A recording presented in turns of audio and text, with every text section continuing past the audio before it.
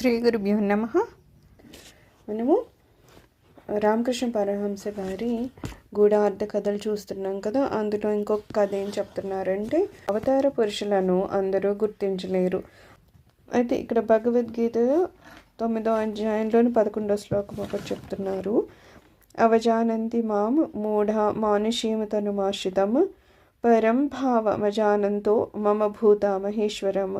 మందబుద్ధులైన జనులు నా పరతత్వాన్ని తెలుసుకొనజాలక సర్వభూతాలకి అధిపతినైన నన్ను మానవ శరీరమునందుటచే సామాన్య మానవుగా భావించి అవమానిస్తారు.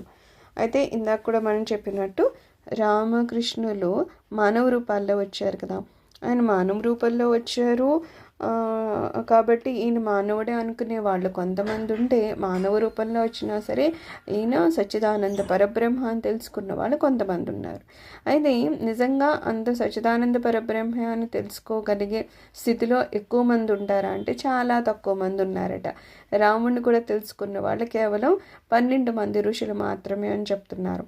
అలాగే భగవద్గీతలో కూడా శ్లోకం ప్రకారం ఎలా ఉంటుందంట, అందరూ నేను ఈ మానవ శరీరంతో ఉన్నాను కాబట్టి మానవుడిని అనే భ్రమలోనే ఉండిపోయి ఒక సామాన్య మానవుడితో ఎలాగా మాట్లాడుతూ ఉంటారో అలా మాట్లాడి చాలాసార్లు అవమానించడం కూడా చేస్తూ ఉంటారంట. ఎందుకంటే వాళ్ళకున్న జ్ఞానానికి ఆ మానవ రూపంలో ఉన్నది ఒక మనిషో లేకపోతే పరబ్రహ్మో తెలుసుకోలేని స్థితిలో వాళ్ళు ఉన్నారు కాబట్టి. దీన్ని మనకి అర్థమయ్యే రీతిలో ఒక కథ ఏం చెప్తున్నారు. ఒకసారి ఏమవుతుందంటే, ఒక యజమాని దగ్గర వేరే వేరే సేవకులు ఉంటూ ఉంటే ఒక అతనికి ఎప్పుడు ఈయన దగ్గరే ఉండున్నాడు. కానీ కొత్తగా వచ్చిన సేవకుడికి యజమాని కొంచెం ఎక్కువ విలువ ఇస్తున్నట్టు, అంటే అన్ని చెప్పడం అనమాట. కొత్త వాళ్ళకి ఇలా ఉంటుంది, కొంచెం ఎక్కువ చెప్తూ ఉంటారు కదా, ఇలా చేయాలి అలా చేయాలని చెప్తూ ఉంటారు కదా. అని చెప్తూ ఉంటే ఇతను ఎప్పటి నుంచో ఉన్నాడేమో, ఇతనికి కొంచెము అనిపిస్తుంది, ఇదేంటి ఎప్పటి నుంచో ఉన్నాను కదా, నాకు కాదు కదా ప్రాముఖ్యత, అతనికి ఇస్తున్నారేంటా అనేది ఒక ఫీలింగ్ ఉంటుంది. అప్పుడు యజమాని ఏం చేస్తారంటే రాయి లాంటిది ఒకటి ఇస్తాడు. ఇచ్చి దీన్ని ఖరీదు నువ్వు తెలుసుకునిరా అని చెప్తూ ఉంటారు. అయితే సరే ముందు అంటాడు కదా, ఏమన్నా కూరగాయల వ్యాపారి దగ్గరికి వెళ్ళి అడుగు అంటాడు.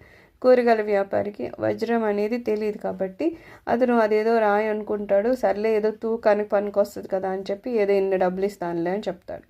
ఇంకా అంతకన్నా ఎక్కువ ఇవ్వంటే అబ్బాయి అంతకన్నా ఏమి ఇవ్వను అని చెప్తాడు. సరే మళ్ళీ తీసుకొచ్చి వాళ్ళ యజమానికి చెప్తాడనమాట. చెప్తే యజమాని అంటాడు, ఒక పని చెయ్యి, బట్టల వ్యాపారి దగ్గరికి వెళ్ళు. సరే బట్టల వ్యాపారి దగ్గరికి వెళ్ళేసరికి అతను ఆ బట్టలు వ్యాపారి కాబట్టి కాసింత దీనికి ఏదో బాగానే ఉందయ్యా, ఏమన్నా అమ్మేస్తే డబ్బులు వస్తాయేమో ఇంకొంచెం మంచిగా అని చెప్పేసి, సరే నేను ఇంకా 90 రూపాయలు అలాగే ఇస్తానులే అని చెప్పి అతను ఏదో అంటాడు.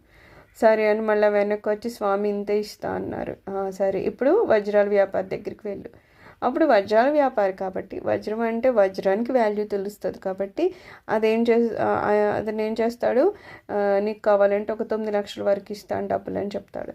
ఫస్ట్ ఏదో 9 రూపాయలు అన్నాడు, ఇంకోటి 90 రూపాయలు అన్నాడు. అలాగ అక్కడి నుంచి ఒక 9 లక్షల వరకు. అంటే వస్తువు మారలేదు, కేవలం దాన్ని ఎవరైతే దాని విలువ తెలుసుకున్నారో వాళ్ళు దానికి విలువని పెంచుకుంటూ వెళ్తున్నారు కదా. దాన్ని బట్టి అంటే ఎవరైతే ఎదుట వ్యక్తి ఉంటాడో అతన్ని బట్టి దాని ప్రాముఖ్యత పెరుగుతూ ఉంటుంది. సరే అది కూడా పట్టుకుని వెళ్తే అప్పుడు ఆ వ్యాపారి, ఆ యజమాని ఆ నౌకరికి అంటాడనమాట, నువ్వు అనుకుంటున్నావు కదా వేరే నౌకరు వస్తే ఏదో అతనికి నేను ప్రాముఖ్యత ఇస్తున్నాను అని. అలా ఏం లేదయ్యా, నాకు మీ గురించి తెలుసు, నీకున్న విలువ ఏంటో తెలుసు, అతనికి ఎంత ఉందో పనిలో నైపుణ్యం అవన్నీ తెలుసు, కేవలం అతను చెప్పుకుంటూ వెళ్తున్నాను. కానీ నీ నైపుణ్యము నాకు తెలుసు కాబట్టి నీకు వాల్యూ ఎక్కువ ఉంది. ప్రతిదీ వాళ్ళు ఎక్స్ప్రెస్ చేయాలని ఉండదు కదా, పైకి అన్నీ చూపించాలనే ఉండదు. సో యజమాని అంటాడు, నీకు ఇచ్చే ప్రాముఖ్యత నేను ఇస్తాను, ఎందుకంటే నాకు తెలుసు నువ్వెంత బాగా పనిచేస్తావు, ఎంతకాలం నుంచి ఉన్నావో, సో నీ ప్రాముఖ్యత నీకుంది, అతను కొత్తగా వచ్చాడు, కేవలం నేను అతన్ని కొత్తగా ఉన్నాడు కాబట్టి నేను ఏవో కొన్ని నేర్పించడం కోసం నేను చెప్తున్నానే తప్పితే నీకన్నా ఎక్కువ ప్రాముఖ్యత అతనికి లేదు అని. సో అది ఏంటంటే తెలుసుకునే వాడిని బట్టి ఉంటుంది అని చెప్పడం అనమాట. సో ఈ కథ చెప్పి మనకి ఏం చెప్తున్నారు, అవతార పురుషుల గురించి ఎందుకండి జనాలు కృష్ణుడి గురించి రాముడి గురించి తక్కువ చేసి మాట్లాడతారు, లేదా మనుషులే వాళ్ళని ఎందుకు దేవుళ్ళు చేశారని అంటారు అంటే ఇక్కడ ఏం చెప్తున్నారు, అక్కడ తక్కువ అనేది ఏమి రాముల్లోనో కృష్ణుల్లోనో లేదు, ఆయనకున్న వాల్యూ వాళ్ళకు ఉంది. కానీ ఇది ఎదుటివాడు ఏదో కూరగాయల వాడిలాగానో బట్టల వ్యాపారం లాంటి వాడు అయితే వాడికి వజ్రం వాల్యూ ఎలా తెలుస్తుంది, తెలియదు కదా. అలాగా రాముడు కృష్ణుడు అలాంటి పరబ్రహ్మ లక్షణాల గురించి తెలుసుకోవాలంటే యువతల వాడికి కూడా అంత జ్ఞానము ఉండాలి. కానీ మ్యాక్సిమం మనుషులు అనేవాళ్ళు అజ్ఞానంతోనే ఉంటారు కాబట్టి వాళ్ళకి ఆ భగవంతుని విలువ తెలియక వాళ్ళని కొంచెం తక్కువ చేసో అవమానించో మాట్లాడే వాళ్ళు ఎక్కువగా ఉంటారనమాట. సో ఇలా చెప్తూ స్వామివారి ఇక్కడ గిరీష్ చంద్ర ఘోష్కి చెప్పారంట. ఎందుకు ఈయనకి చెప్పారంటే ఈయన మామూలుగా ఎవరు, ఈ గిరీష్ చంద్ర ఘోష్ అని ఆయన ఒక బెంగాలీ నాటకాలు రాస్తారంట. ఆయన రాయడము అలాగే ఆ నాటకాలని ఆయనకి ఏదో ఒక థియేటర్ ఉందట, అందులో ప్రదర్శించడం ఇవన్నీ చేస్తూ ఉంటారు. కానీ ఆయనకి మన రామకృష్ణ పరమహంస గారు అవతార పురుషులని ఆయనకి తెలుసట. అంటే ఆయన జ్ఞానంతో ఉన్నారు కాబట్టి ఆయనకు అర్థమైంది రామకృష్ణ పరమహంస గారు కూడా భగవంతు స్వరూపులని అర్థమైంది. అయితే ఈయనకి అలా కొంచెము ఉన్న ప్రాబ్లం ఏంటంటే ఎప్పుడు త్రైలోక సన్యాసులు ఉంటారు కదా, వాళ్ళ దగ్గరికి వెళ్ళి వాదిస్తూ ఉండేవాళ్ళంట. వాళ్ళు ఏమని అంటారు, అబ్బాయి రామకృష్ణ పరమహంస గారు సామాన్యమైన మానవులని వాళ్ళు అంటే ఈయనేమనేవాళ్ళు, అబ్బిబ్బే లేదు ఈయన భగవత్ స్వరూపులు అని చెప్పేసి. ఈ వాదించడం అనేది ఉంది మనకి. ఎప్పుడు ఏమంటారు, నువ్వు వాదించకు, భగవంతుని విషయంలో ఎవరికన్నా చెప్పడం వరకునే, ఇలాగ భగవంతుని స్వరూపం ఇది ఇలా చెయ్యని చెప్పడమే. అవతల వాళ్ళు ఎప్పుడైతే దాన్ని ఖండించడం మొదలుపెట్టారో, అబ్బిబ్బే లేదు దేవుడు లేడు, ఏదైనా మన కష్టం మీద జరుగుతోంది, ఆయన ఇలా అని ఎవరైనా అంటున్నారంటే అక్కడ కూర్చొని లేదు అని చెప్పడం అనేది అజ్ఞానం అంటారు. ఎవరైతే భగవంతుడు లేడన్నాడో లేకపోతే మనం చెప్పింది అది కాదు అని ఏదైనా తప్పుగా అనుకుంటున్నారో వెంటనే అక్కడి నుంచి వెళ్ళిపోమంటారు.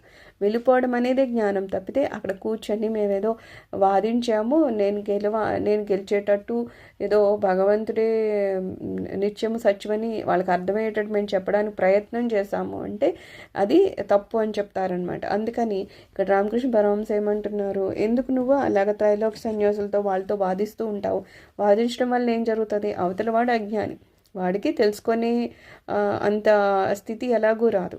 ఆ స్థితి రావడానికి కూడా వాళ్ళు ఎన్నో చేయాలి కదా. ఒక భగవంతుని నామం మనం పలుకుతున్నామన్నా, భగవంతుని గురించి ఏమైనా తెలుసుకోగలుగుతున్నామన్నా దాని ముందు మనకి ఎన్ని జన్మల నుంచో పుణ్యం అనేది రావాలి, గురువు గారి పాదాలను పట్టుకోవాలి, ఆ గురువు గారి అనుగ్రహం మన మీద రావాలి, అప్పుడే కదా ఇవన్నీ మనకు అర్థమవుతాయి. ఈ త్రైలోక సన్యాసులు అనేవాళ్ళు ఎలా ఉంటారట, వీళ్ళు కాసేపు సంసారంలోనూ ఉంటారంట, కాసేపు ఆధ్యాత్మికంలోనూ ఉంటారట. అంటే రెండు పడవల మీద కాలు పెట్టడం అనమాట. ఎప్పటి వరకు నువ్వు పూర్తిగా భగవంతుని మీదనే నీ దృష్టి పెట్టవో, ఎప్పటి వరకు ఆ పాదాలను పొందాలని అనుకోవో, అప్పటి వరకు ఏమవుతూ ఉంటుంది, కాసేపు అటు కాసేపు ఇటు తిరుగుతున్నట్టు ఉంటుంది. అప్పుడు వాళ్ళకి పూర్ణతః జ్ఞానం ఏమీ రాదనమాట. సో అలాగా పూర్ణతః జ్ఞానం లేని వాళ్ళ వెంట నువ్వు వాదించడం వలన కేవలము నీకున్న ఏ సమయం అయితే ఉందో దాన్ని నువ్వు అర్థం చేసుకుంటున్నావు కదా. వాళ్ళు ఎందుకు తెలుసుకోరంటే వాళ్ళు వజ్రాల వ్యాపారం లాంటి వాళ్ళు కాదు. వజ్రం విలువ తెలుసుకోవడానికి వజ్రాల వ్యాపారం అవ్వాలి.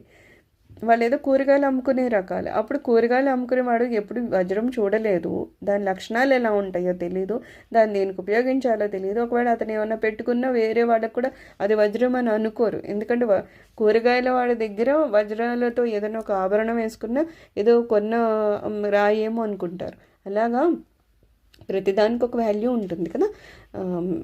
ఎవరు వేసుకోవాలో వాళ్ళు వేసుకుంటేనే దానికి అలంకారమైన దానికైనా ప్రాధాన్యత వస్తూ ఉంటుంది.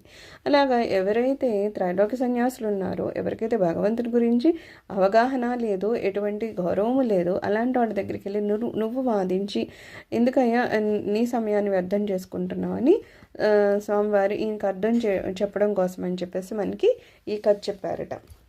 సర్వం శ్రీ గురు చరణారవిందార్పణమస్తు. లోక సమస్త సుఖినో భవంతు. ఓం శాంతి శాంతి శాంతి.